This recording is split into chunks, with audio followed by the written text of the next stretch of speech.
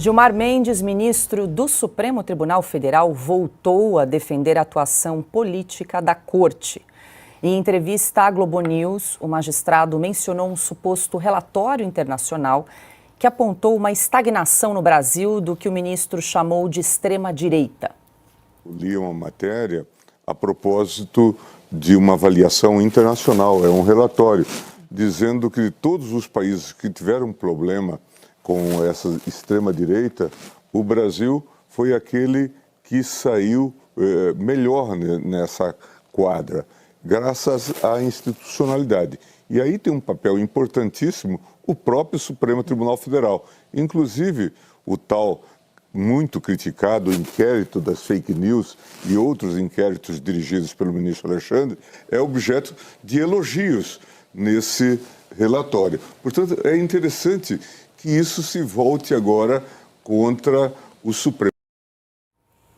Casa cheia hoje aqui em Oeste Sem Filtro, todos no estúdio. Muito boa noite, Silvio Navarro hoje aqui ao meu lado. Silvio, nós comentamos um trecho dessa entrevista concedida pelo ministro Gilmar Mendes ontem à Globo News, em que ele inclusive defendeu a criação de uma comissão da verdade para esclarecer aí supostas irregularidades cometidas durante a Lava Jato, e agora a gente seleciona um outro trecho em que ele fala que leu um relatório internacional dizendo que de todos os países que tiveram aí problemas com a extrema-direita, palavras aí do ministro Gilmar Mendes, o Brasil foi aquele que saiu melhor graças à institucionalidade e atribuiu então ao STF a responsabilidade aí por apaziguar os ânimos no país. Boa noite, Silvio. Boa noite, Paula. Boa noite aqui para a nossa bancada hoje toda no estúdio em São Paulo. Boa noite, Pioto, Caute, meu irmão Augusto. Boa noite para você que nos acompanha. O ministro Gilmar Mendes, mais uma vez, muito à vontade diante das câmeras. E aí já começa o problema. O ministro Gilmar Mendes, assim como os outros 10 integrantes da Suprema Corte, deveriam se preocupar em se manifestar nos autos, com imparcialidade. Segundo ponto, extrema-direita na boca de um ministro da Suprema Corte que, afinal, ao fim e ao cabo, é árbitro, é juiz, é magistrado, usa a toga. E aí, onde é que fica o artigo 2º da Constituição?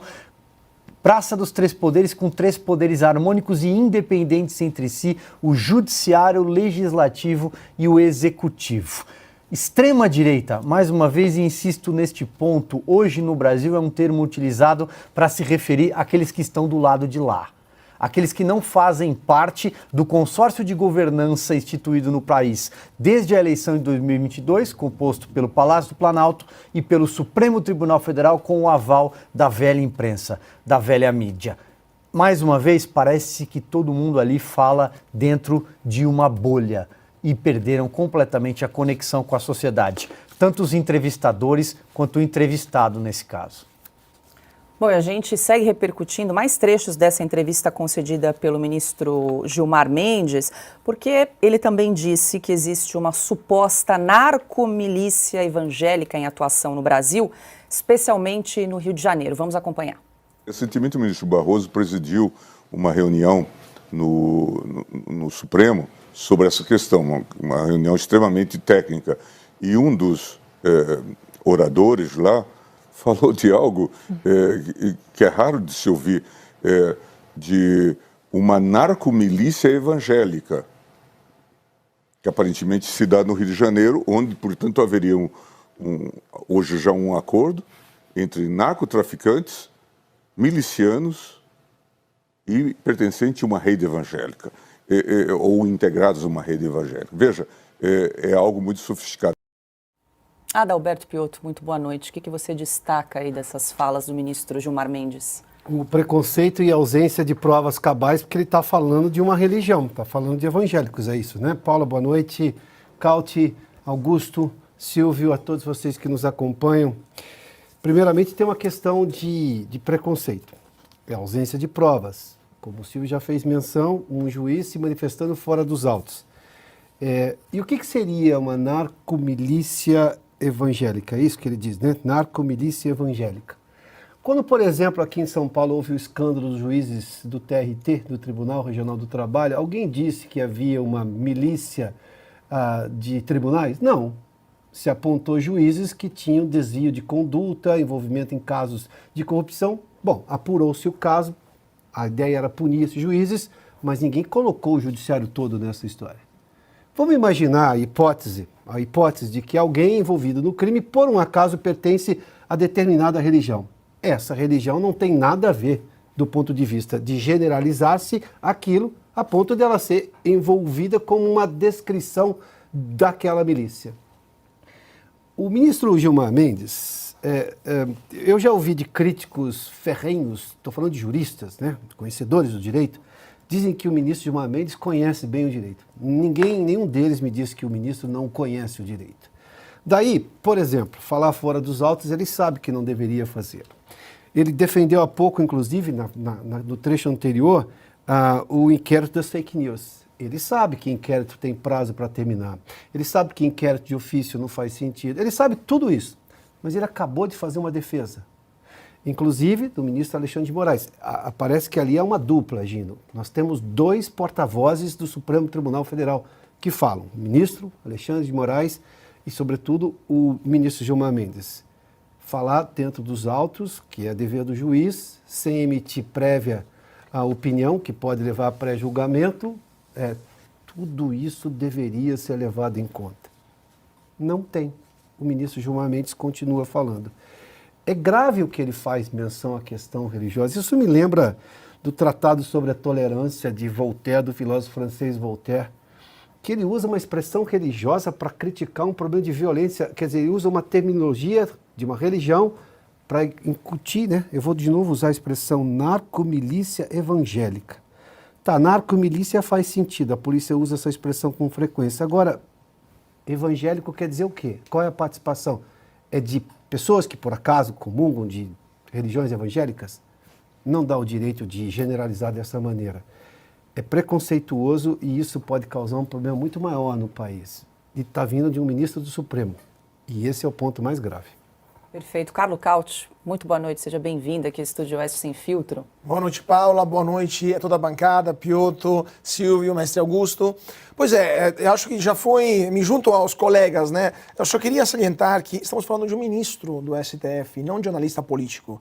Então, o ministro Gilmar Mendes está se posicionando, cada entrevista que ele dá parece cada vez mais um ator da vida política e não um jurista que deveria simplesmente aplicar a lei. Porque o STF deveria se limitar a aplicar a lei em questões de relevância constitucional, terceira instância, que chegam a ele após ter passado nas primeiras 2 e só. Não deveria se posicionar desse jeito, dando patentes para extremas, direita ou esquerda, patentes de democraticidade ou não, porque isso acaba politizando uma corte que já está atuando de uma forma evidentemente mais política do que jurídica e acaba delegitimando o papel do STF, que depois se torna alvo de críticas ou até de reformas, como a PEC, que no final do ano passado foi apresentada no Supremo e que vai no Congresso contra os abusos do Supremo e que o próprio Mendes catalogou como uma ressurreição de cadáver, né? E chamou deputados e senadores de pigmeus morais. Ou seja, ele se posicionou como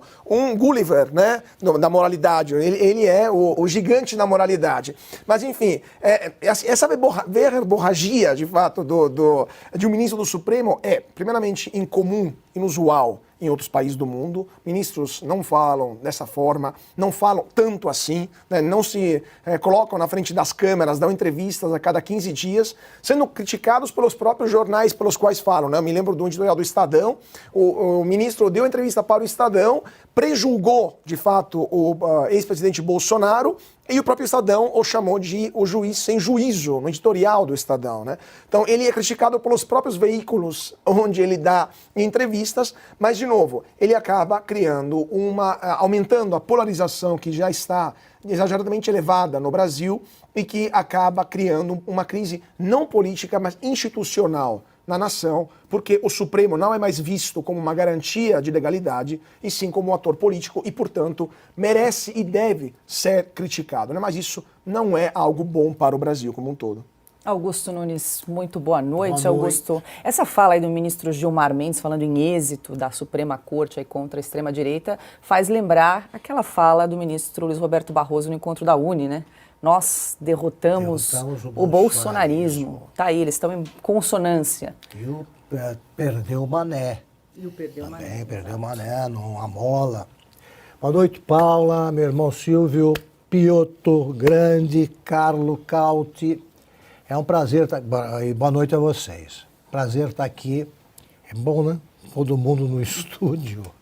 Para assim vocês dividem comigo esse som, né, das palavras do Gilmar Mendes. É o seguinte, eu acho que é um tipo de figura que me causa repugnância, né, muito aguda, é o cara que telefona para o patrão pedindo a demissão de quem falou dele. Gilmar Mendes faz isso. Toda vez que ele ouve alguém, algum jornalista, isso acontecia comigo. Ligava para o Tutinha. Na Jovem Pan, o Tutinha teve de bloquear Gilmar Mendes. Ele ligava. Precisa tirar esse cara. Queria tirar o Guzo da Veja. Ele é assim. Começa por aí. Não é um bom exemplo, vindo sobretudo do decano do Supremo. Ele é um decano. Ele fala em nome da corte, com frequência. Vamos lá. Ele disse que tem um relatório internacional e não mostrou. É tão misterioso quanto os vídeos do bate-boca em Roma. Tá? Esse acervo está aumentando, envolvendo o Alexandre de Moraes e uns brasileiros que estavam viajando com ele. Ninguém viu, sumiu. Cadê esse relatório? O que é? Que entidade fez? Né? Qual é o cacife que tem para isso? Eu tenho, por exemplo, posso providenciar um relatório municipal lá em Taquaritinga que diz que o Gilmar Mendes está mentindo. É mentira. Esse relatório não existe, eu desafio a mostrar. Um relatório que fala bem, não se limita a dizer que o Supremo, qual é a grande conclusão? O Supremo segurou a extrema-direita. E também elogia o inquérito das fake news. Isso. Pois ele acabou de contribuir para engrossar mais um pouco o inquérito das fake news, contando mentira. Estou afirmando que é mentira. E é fácil me desmentir. Mostra o relatório, aí a gente vai ver se quem fez tem credibilidade. Porque isso que ele está dizendo é o seguinte, olha a simplificação malandra. Extrema-direita. Então você tem no Brasil, de novo, extrema-direita, o centrão e a esquerda. Não tem extrema-esquerda. E o centrão, quando convém, vira centro-esquerda, quando apoia o governo, porque passa a fazer parte do que eles chamam de campo democrático, é isso? Campo progressista, campo democrático. O que é esse campo democrático? O que é isso? É uma arena de futebol? É alguma coisa parecida com estádio? Não?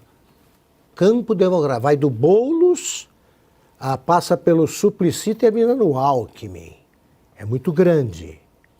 Então, esses caras aí, os jornais, publicam que foi eleito em Portugal um cara de centro-direita. Cadê o centro-direita aqui no Brasil? Não existe. É extrema-direita, olha a simplificação. E os democratas. E, em nome disso, o Supremo está se desmoralizando, querendo governar um Brasil como se fosse um poder moderador que não existe.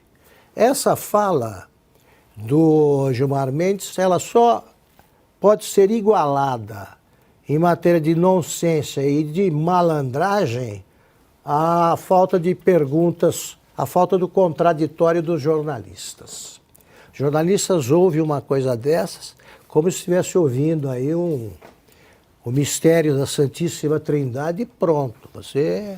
Isso aqui não é para discutir, é para acreditar. E eles acreditam no Gilmar Mendes, ou pelo menos simulam que acreditam.